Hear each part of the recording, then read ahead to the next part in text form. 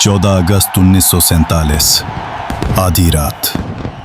पूरा देश आजादी का जश्न मनाने को बेताब था, लेकिन संसद भवन के एक अंधेरे कमरे में एक आदमी अकेला बैठा था।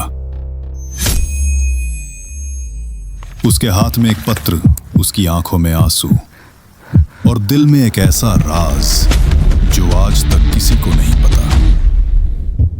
वो आदमी था जवाहरलाल नेहरू, और आज हम खोलेंगे उस रात का सच। क्या आप तैयार हैं? दोस्तों, आज मैं आपको एक ऐसी कहानी सुनाने जा रहा हूं जो इतिहास की किताबों में कहीं नहीं मिलेगी। जी हां, आपने सही सुना।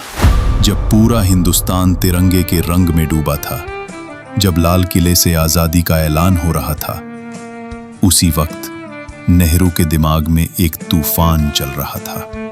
एक ऐसा फैसला जो अगर गलत हुआ तो भारत 2 टुकड़ों में नहीं बल्कि 5 टुकड़ों में बंट सकता था। चौंक गए ना? रुकिए, अभी तो सिर्फ शुरुआत है। नेहरू को अंतरिम सरकार का प्रधानमंत्री बनाया गया था, लेकिन यहां से शुरू हुआ उनका सबसे बड़ा संघर्ष। देखिए, इतिहास में सबको पता है कि भारत पाकिस्तान का बंटवारा हुआ, लेकिन क्या आप जानते हैं, उस वक्त सिर्फ पाकिस्तान ही नहीं बल्कि हैदराबाद, जूनागढ़, कश्मीर, त्रावणकोर और भोपाल, ये 5 रियासतें भी अलग देश बनना चाहती थी।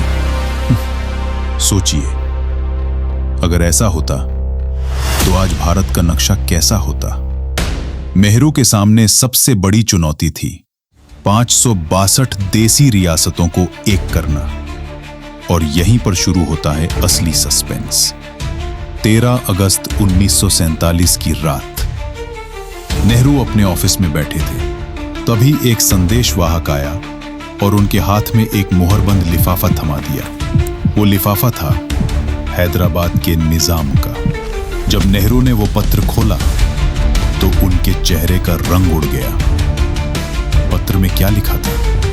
निजाम ने साफ साफ लिखा था, मैं भारत में शामिल नहीं होऊंगा, मैं स्वतंत्र हैदराबाद राज्य बनाऊंगा, और अगर जबरदस्ती की गई तो मेरे पास पाकिस्तान का साथ है। नेहरू जानते थे, अगर हैदराबाद अलग हुआ तो दूसरी रियासतें भी उसी रास्ते पर चल देंगी। लेकिन यहां सबसे बड़ा ट्विस्ट ये था, नेहरू युद्ध के खिलाफ थे, वो शांति के पक्षधर थे। तो फिर उन्होंने क्या किया? यहीं पर आता है एक ऐसा किरदार जिसके बिना शायद भारत का नक्शा अधूरा होता। सरदार वल्लभ भाई पटेल। नेहरू और पटेल के बीच वैचारिक मतभेद थे, ये सब जानते हैं। लेकिन उस रात 14 अगस्त की आधी रात से पहले नेहरू और पटेल के बीच एक गुप्त बैठक हुई। इस बैठक में क्या हुआ? पटेल ने नेहरू को एक योजना बताई, ऑपरेशन पोलो। ये योजना थी हैदराबाद को सैन्य कार्रवाई से भारत में मिलाने की। नेहरू को यह मंजूर नहीं था। उनका मानना था कि बातचीत से सब हल हो सकता है। लेकिन पटेल ने उन्हें एक चौंकाने वाली खुफिया रिपोर्ट दिखाई। उस रिपोर्ट में लिखा था, निजाम ने गुपचुप तरीके से पाकिस्तान से हथियार मंगवाए हैं और रजाकार सेना तैयार की जा रही है। नेहरू स्तब्ध रह गए। अब उनके सामने 2 रास्ते थे, एक युद्ध करके हैदराबाद को भारत में मिलाना, दूसरे शांति की बात करके देश को टुकड़ों में बंटने न देना। और तभी नेहरू ने वो फैसला लिया जो शायद उनकी जिंदगी का सबसे मुश्किल फैसला था। 14 से 15 अगस्त की आधी रात संसद में नेहरू का वो मशहूर भाषण, ट्रेस्ड विद डेस्टिनी। पूरी दुनिया ने वो भाषण सुना, लेकिन जो किसी ने नहीं सुना वो था उसके ठीक 2 घंटे पहले उनका एक निजी भाषण। अपने करीबियों को संबोधित करते हुए नेहरू ने कहा, आज हम आजाद हो रहे हैं, लेकिन हमारी आजादी अधूरी है। जब तक हर रियासत, हर राज्य, हर इंसान इस तिरंगे के नीचे नहीं आता, तब तक मेरा काम अधूरा है। और अगर इसके लिए मुझे अपने सिद्धांतों से समझौता करना पड़े तो मैं करूंगा।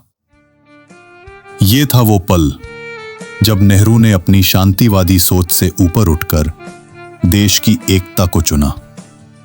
उन्होंने पटेल को हरी झंडी दे दी और फिर 1948 में ऑपरेशन पोलो शुरू हुआ।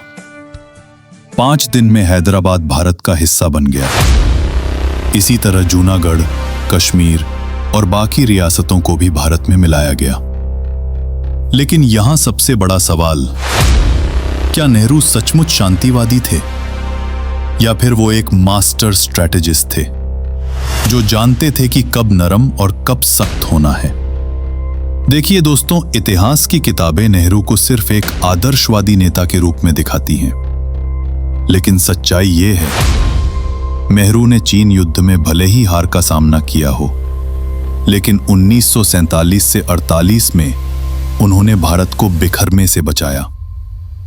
वो जानते थे कि अगर उस वक्त सख्ती नहीं दिखाई तो आज भारत 50 छोटे छोटे देशों में बटा होता। और यही है वो राज जो किसी ने आपको नहीं बताया। नेहरू सिर्फ एक नेता नहीं थे, वो एक दूरदर्शी थे जिन्होंने समझौते और सख्ती का सही संतुलन बनाया। दोस्तों, आज जब हम कश्मीर से कन्याकुमारी और गुजरात से असम तक एक ही पासपोर्ट, एक ही झंडे के नीचे जीते हैं, तो हमें ये नहीं भूलना चाहिए कि ये एकता, ये अखंडता किसी एक इंसान की वजह से नहीं, बल्कि कई नेताओं के सामूहिक प्रयासों से मिली है। नेहरू ने अपनी कमजोरियों के बावजूद भारत को एक सूत्र में बांधने की कोशिश की, और शायद यही है उनकी असली विरासत। इतिहास सिर्फ किताबों में नहीं, बल्कि उन अनकही कहानियों में छुपा है जिन्हें हम ढूंढने की हिम्मत करते हैं। तो अगर आपको ये कहानी पसंद आई तो लाइक करें, शेयर करें और सब्सक्राइब करें, और अपना राय बताएं कमेंट में कि आप नेहरू को किस नजर से देखते हैं, एक आदर्शवादी के रूप में या एक रणनीतिकार के रूप में। मिलते हैं अगली कहानी में एक नए राज के साथ। तब तक के लिए जय हिंद।